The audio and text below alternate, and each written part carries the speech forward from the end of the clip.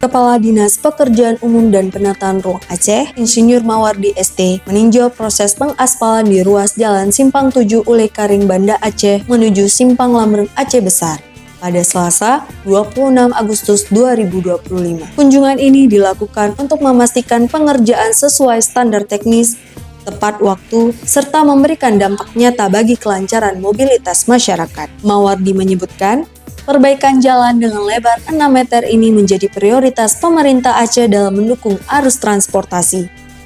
Ruas tersebut merupakan jalur penting yang menghubungkan kawasan permukiman, perdagangan, dan pusat aktivitas masyarakat di Banda Aceh serta Aceh Besar. Ia berharap pengaspalan ini meningkatkan kenyamanan, keamanan, dan kelancaran perjalanan warga. Selain itu, Mawardi mengajak masyarakat ikut menjaga fasilitas yang telah dibangun.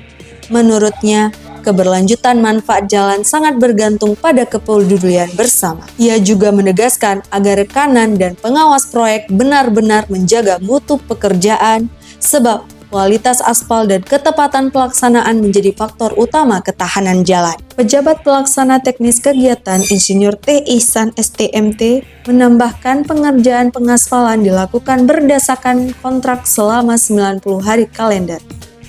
Ruas jalan ini dipilih karena kondisinya sudah tidak layak dilalui. Menurutnya, proyek ini juga bagian dari program pemeliharaan berkala jalan provinsi di sejumlah titik strategis Banda Aceh yang ditetapkan berdasarkan identifikasi teknis serta aspirasi masyarakat.